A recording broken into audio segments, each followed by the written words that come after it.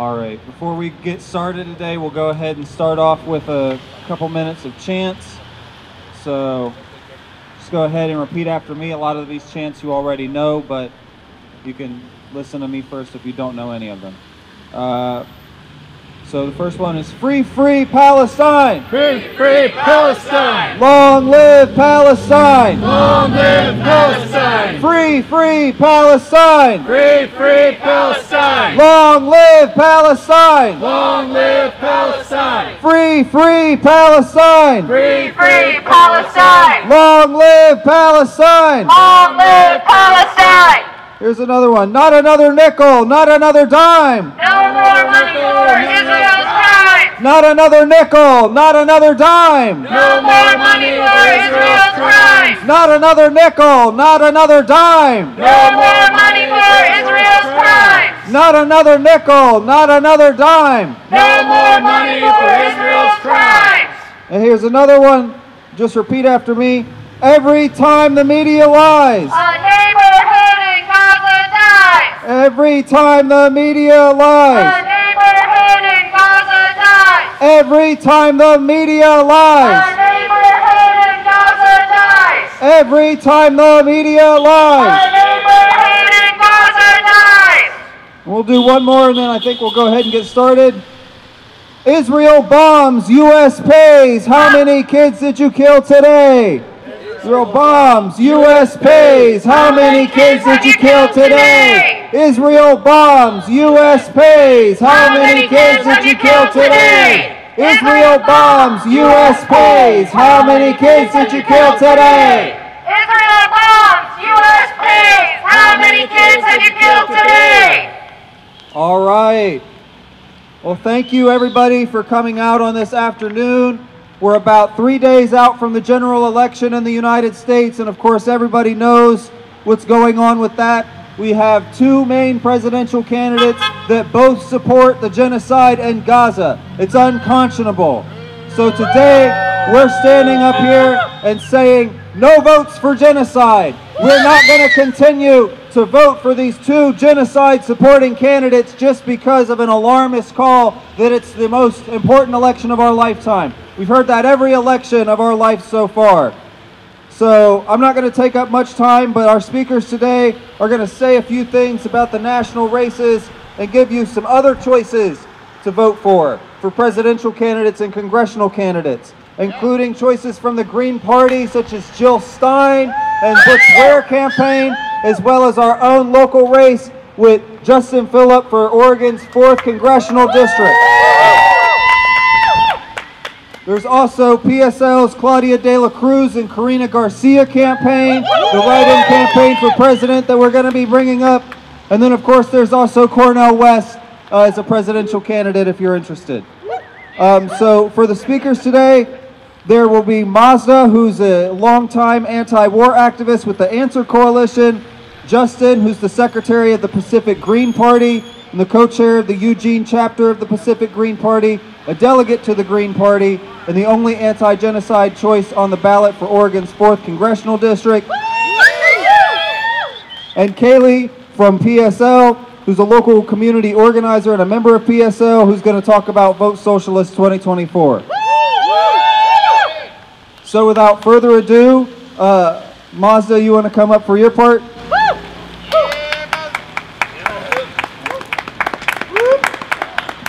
Good afternoon, everyone.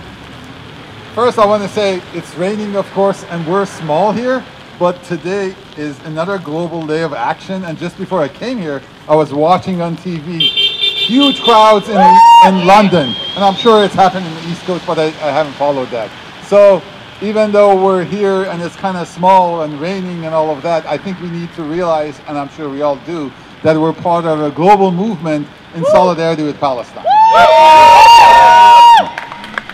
I mean, everyone here knows, but it's good going over the notion that Israel is a real threat to world peace. And I mean, not just the region, but the world peace. Let's review some of the crimes, just so that we keep in mind how dangerous this settler colonial state is. Of course, we know the genocide that is ongoing now for over a year in Gaza. At least 50,000 people have died as a direct result of the bombings, indiscriminate bombings, women, children, everyone. And we know at least another 100,000 people have died as a result of the starvation that the people are forced to live with. But it goes beyond Gaza. Okay, thank you. Sorry.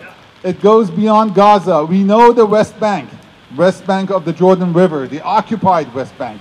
Of course, essentially all of Israel is historically occupied from the Palestinian people, the people who had lived there for thousands of years. But in the West Bank, Israel has been killing people, has been expanding its settlements, not just this year, but forever. And the settlers, who are essentially fascist elements, they're armed to the teeth, and they do everything in their power to use violence against the Palestinian people in the West Bank with the either direct or implicit support of the Israeli Defense Forces. That's the West Bank. We know that Israel has been bombing and destroying many parts of Lebanon, and it's not just southern Lebanon, by the way, where the resistance organization Hezbollah is fighting against them. They've been bombing Beirut. They've been obliterating complete neighborhoods in Beirut, the capital of Lebanon. So that's another thing. Again, no problem about killing women, children, civilians, not a problem at all. Israel will do it. There's no problem. And they have support in Washington. When we talk about the U.S. political establishment defending the genocide in Palestine, it's not just today. It's been going on for 76 years now. And it's not just support for Israel, it is support for the U.S. imperial project in the region. We have to emphasize that. So we talked about Gaza, West Bank, Lebanon, Syria, another country that Israel sees it as its own right to bomb as it pleases. In Syria, they have assassinated people. Israel, we now know, is very good at assassinating people. And assassinations are actually kind of easy to do if you don't worry about who else gets killed. And if they know that someone that they're targeting is in a block, in a city block, they just completely destroy that city block. Hundreds of people die, but they get their target. And that's one of the things that's happened in, well, a lot of it has happened in Beirut. But, so Syria is another country that Israel has targeted. We know about Yemen. The people of Yemen, despite having gone through many years of Saudi occupation, they have shown, not in words, but in action, their solidarity with the people in Gaza, which is amazing considering the challenges that they have faced. And of course, they've been targeted by not just the US, but also Israel as well. And we know that the latest target of Israeli attacks, military attacks, has been Iran. And we know that there was first of all, the assassination of Ismail Haniyeh, the leader of Hamas, which was actually, even in terms of international norms that the US and many other countries observe most of the time, that was quite amazing because Haniyeh was mostly in Qatar. He had lived in Qatar, he was visiting Tehran, and he was the lead negotiator. And even in ruling class circles, these criminals that are running most of the world, they usually don't shoot down like negotiators, on the way to the negotiating table. But Israel has no limits on the extent of its crimes, of its genocide, of course, in Gaza.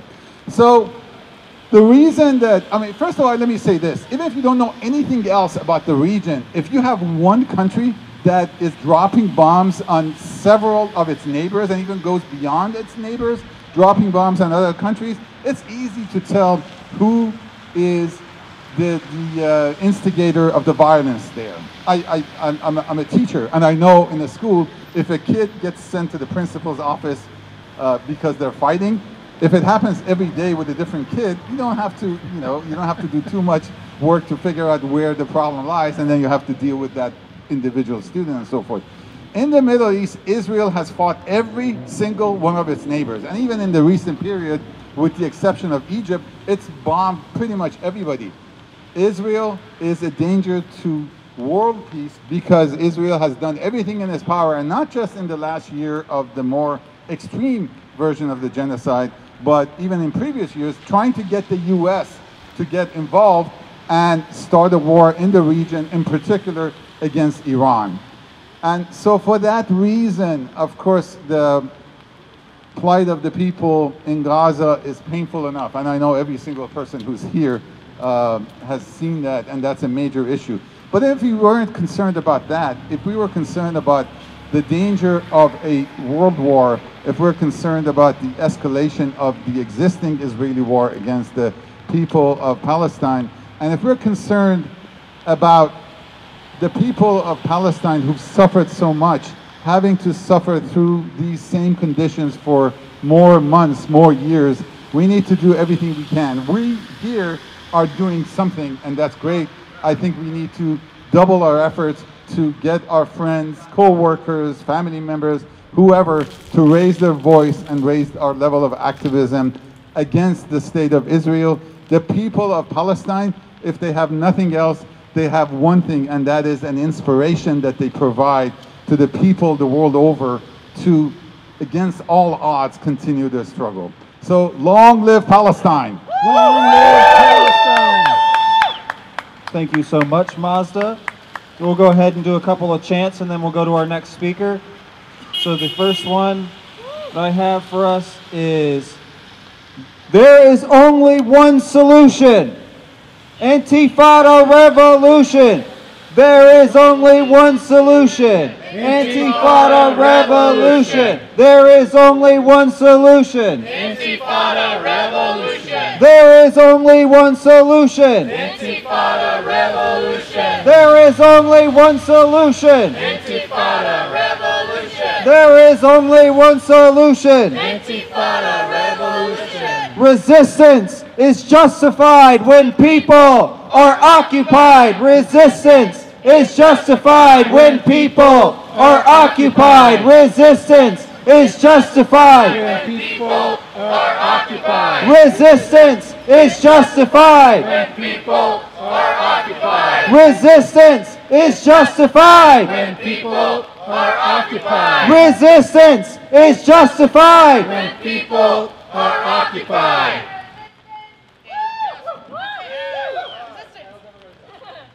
Here's another one. From Palestine to Mexico, all these walls have got to go. From Palestine to Mexico, all these walls have got to go. From Palestine to Mexico, all these walls have got to go. From Palestine to Mexico, all these walls have got to go. From Palestine to Mexico, all these walls have got to go. To Mexico. All these walls have got to go. And then I'll do one more and we'll go to our next speaker. Israel, Israel, you can't hide. You're committing genocide. Israel, Israel, you can't hide. You're committing genocide. Israel, Israel, you can't hide. You're committing genocide. Israel, Israel, you can't hide. You're committing genocide.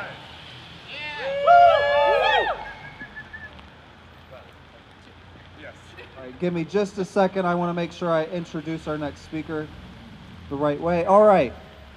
So our next speaker is one that's probably on your ballot. So if you haven't filled it out yet, make sure to put his name, put a little dot next to his name and fill that out and drop it in the ballot box before the 5th. But I want to introduce Justin Phillip, who is the Secretary of the Pacific Green Party, the co-chair of the Eugene chapter of the Pacific Green Party, a delegate to the Green Party US, and the only anti-genocide choice on the ballot for Oregon's 4th Congressional District. Thanks, Cameron. All right. I've got lots of thoughts. I'll try to keep them somewhat brief, but no promises. All right. The late political commentator Michael Brooks once said, "Be kind to people, be ruthless to systems." So I try to keep that in mind when talking with people about organizing and voting. I know there are some in our movement that we don't all necessarily agree on the same electoral approach, but I'm going to sort of make the case for not voting for genocide as best I can.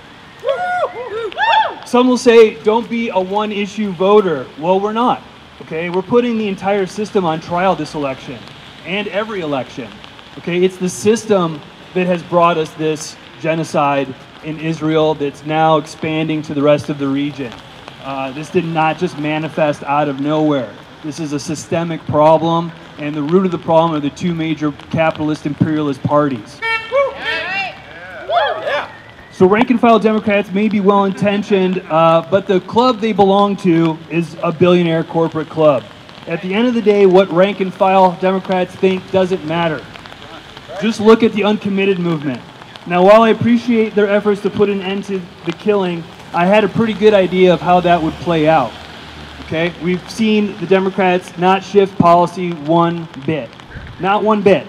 Okay, there's been like a lot of platitudes, right? There's been a lot of words of sympathy, but when it comes to actual policy, the Democrats have not budged at all. And they called the uncommitted movement's bluff, right? Yep. And what happened with the uncommitted movement do at the end? Okay, some mealy-mouthed thing about we're not endorsing Harris, but we want you to vote, and we want you to vote against Trump. Okay, so I mean, at the end of the day, what does that leave? That is, and don't vote for the party, they said. So vote against Trump, don't vote third party. So really that only leaves one option, right? Voting for Harris. So in the end, they ended up basically endorsing Harris. This is why movements to reform the Democratic Party are worthless and pointless. We will not reform that party from within. We've been trying to meet with Val Hoyle, whose office is right over here. Okay, organizers and pro-Palestinian activists have been trying to meet with her for over a year, and only recently has she agreed to meet with activists to discuss this. Why? Why now?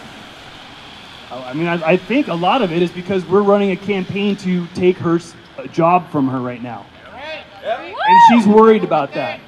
Okay, the only way to deal with these people is to play hardball. You have to threaten their power. Okay, uncommitted movements don't do it.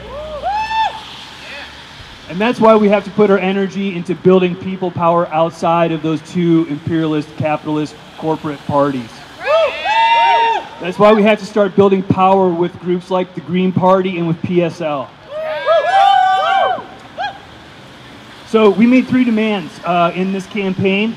And if you want to know what works and what doesn't work, okay, we already said the uncommitted movement does not work.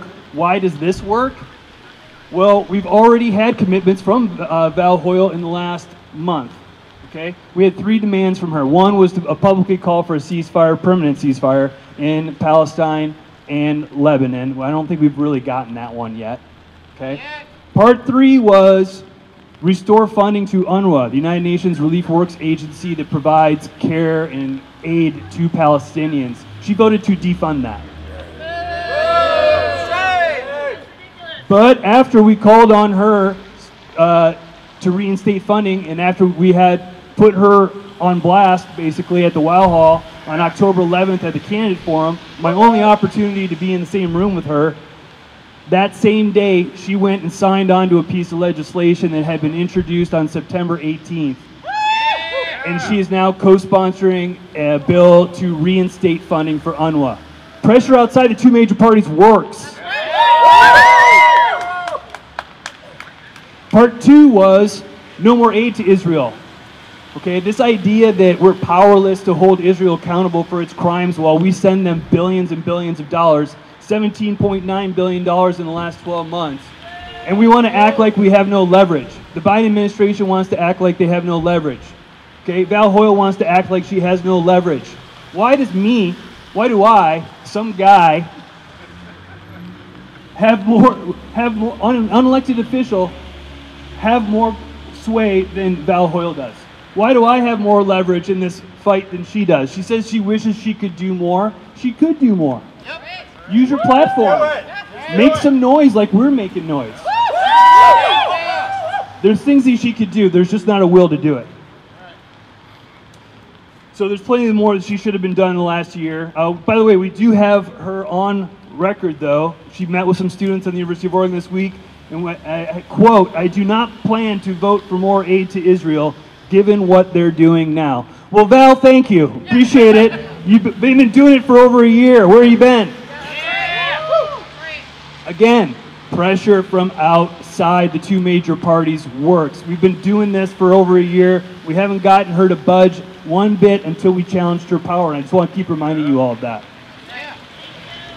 Power is wasted on those who claim they have no power, like Val Hoyle, like Joe Biden, like Kamala Harris. They try to pretend like they have no power in this matter. We know better. We know better. Israel's been expanding its genocidal actions because it has been allowed to act with impunity. Okay? This idea that we can't control Israel, that we have no influence over Israel, it strains credibility. I'd also like to speak to this idea that Democrats are here to somehow save democracy. Well, let me tell you about our Green Party experience.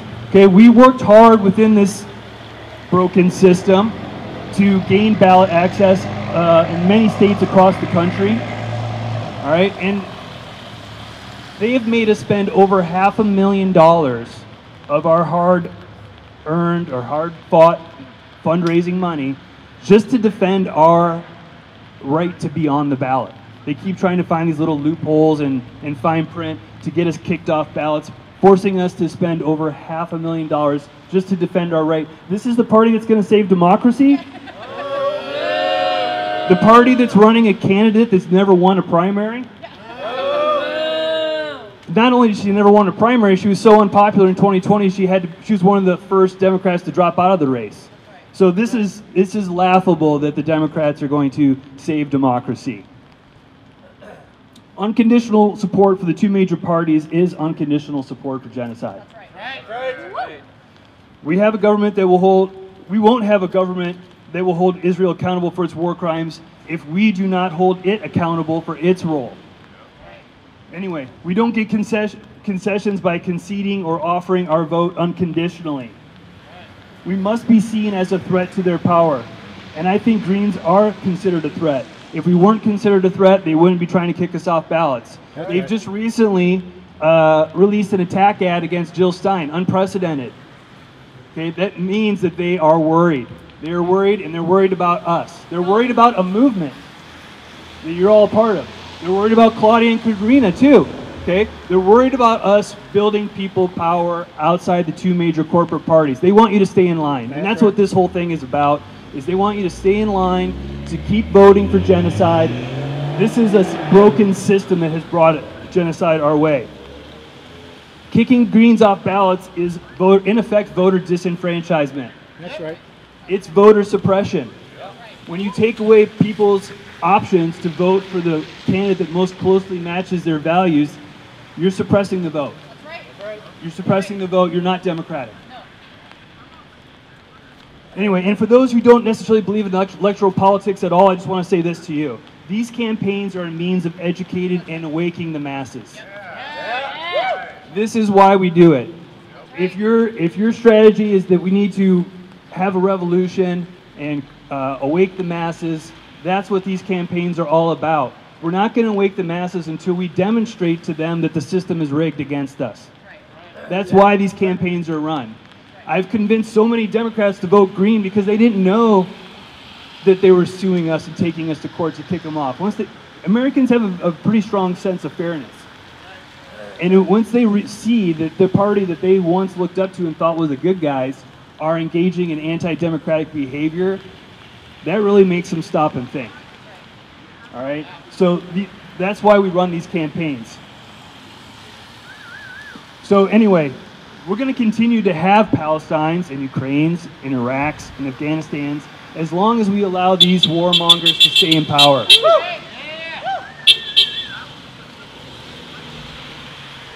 Sorry, my pages got wet.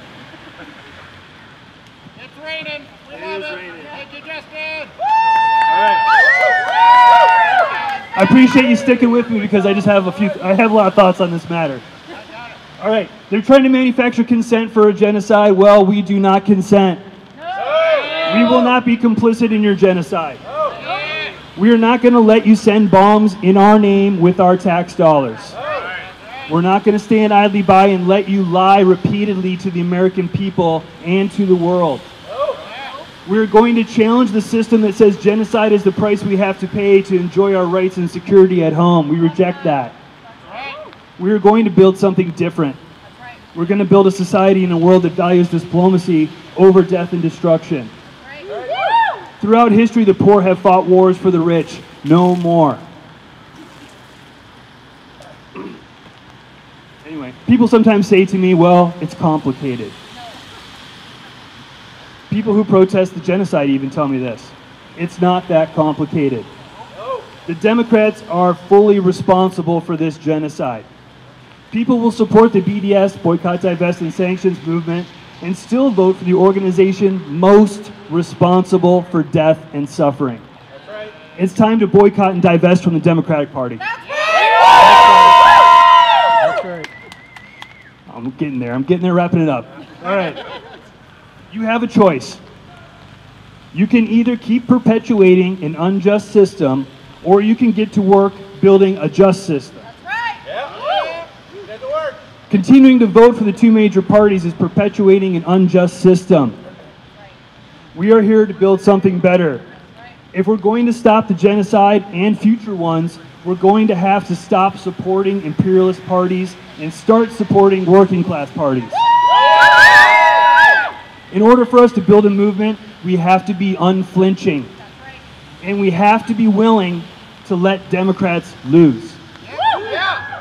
The Green Party of the U.S. exists, and Dr. Stein and I are running because our country needs a real opposition party, an alternative to the two parties of war and Wall Street. I will not concede to being ruled by oligarchs whose major export is murder. The two major parties have presented us with some pretty terrible choices, and they seem to only be getting worse. So the sooner we start building people power outside the corporate duopoly, the better. We will never be truly free until we free ourselves from being ruled by oligarchs. As Jill Stein says, you cannot have a revolution inside a counter-revolutionary party. Thank you very much. Thank you so much, Justin. And once again, if you haven't filled out your ballot yet, he's on it. Vote for him. Val Hoyle supports the genocide. Monique Despain supports the genocide. He does not support the genocide. And he's been with us through all of these Palestine protests, so definitely has credibility. Justin!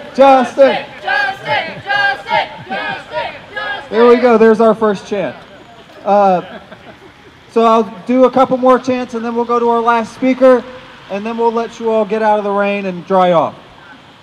So the first one is, we want justice. You say how? In the occupation now. We want justice. You say how? In the occupation now. We want justice. You say how? In the occupation now. We say justice. You say how? In the occupation now. We want justice. You say how? In the occupation now. And then Intifada, Intifada, long live the Intifada, Intifada, Intifada, long live the Intifada, Intifada, Intifada, long live the Intifada. Then we'll just go to classic, everybody knows this one. From the river to the sea, Palestine will be free. from the river to the sea, Palestine will be free. from the river to the sea, Palestine will be free. from the river to the sea. Palestine will be free. All right, so we'll go ahead and go to our last speaker tonight. Let me just pull up this so I get the intro correct. Okay, I'm coming. So our next speaker is Kaylee, who is a local community organizer and a member of the Party for Socialism and Liberation, who's going to be telling you about Both Socialists 2024.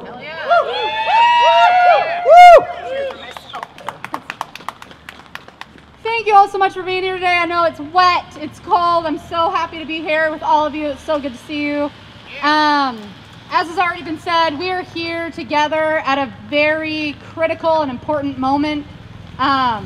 this election season, Americans are ultimately being faced with the choice to, as Justin said, uphold the status quo or build something different.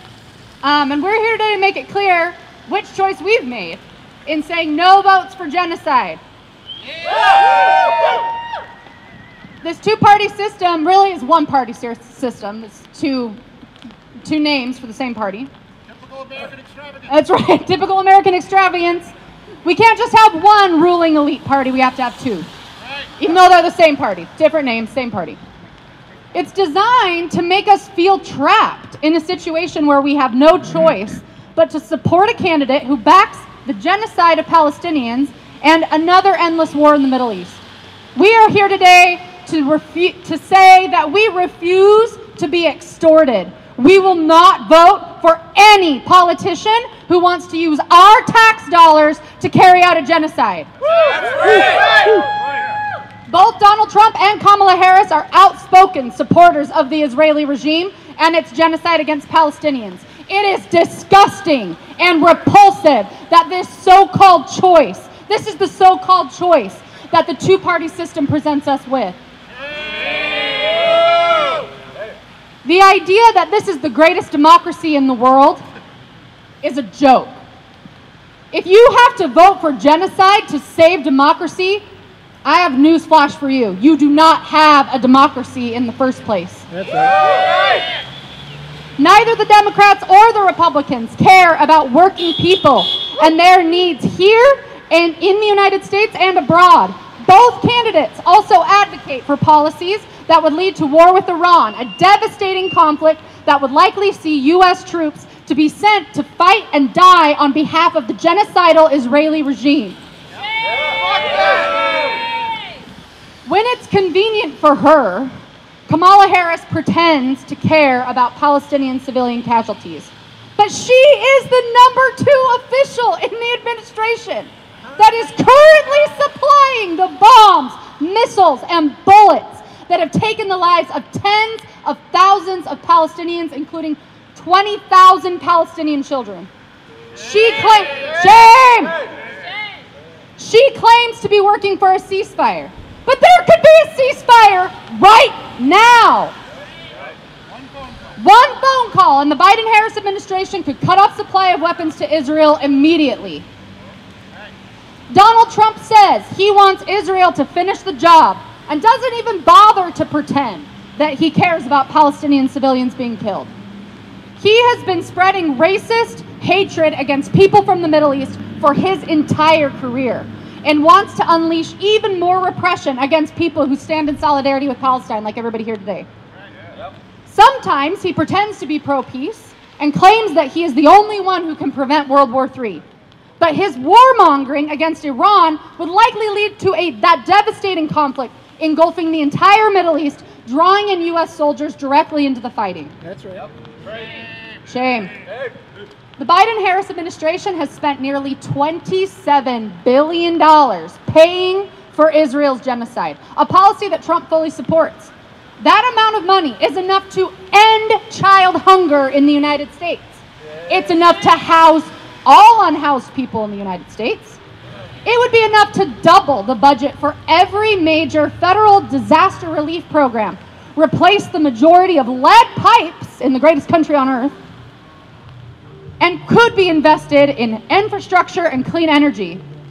But the people that Trump and Harris truly serve are the billionaires on Wall Street and the executives at weapons manufacturing corporations who profit off of death and destruction. That's right.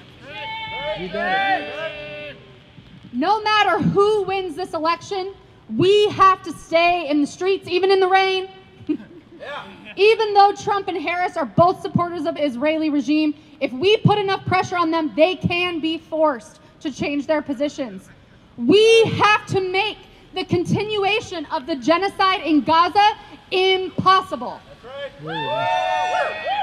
We have to build working class political power and fighting institutions to actually combat the rise of the far right. As Justin perfectly explained, the Democratic Party has proven itself time and time again as utterly incapable of meaningfully combating Trump and his policies. They are not only responsible for the genocide in Gaza, but they have done nothing to actually stop far-right policies such as the overturn of Roe versus Wade. Instead, they spend their time catering to never-Trump Republicans and trying to kick third-party candidates off the ballot in states across the country. In the words of Claudia de la Cruz, you don't fight the right and win with the center. You fight it with the left. The majority of people in the U.S. support an arms embargo on Israel, and the vast majority of the world stands with Palestine. Even though Israel keeps escalating its violence, we know that Palestine will be free if we keep up the fight here in the belly of the beast. Many people who stand with Palestine are supporting third-party candidates. We in the Party for Socialism and Liberation are running Claudia de la Cruz and Karina Garcia. I encourage you to come to our table over here and learn more about them and their campaign. But regardless of who you vote for, the most important thing is to reject the candidates of war and genocide and stay in the streets until Palestine is free.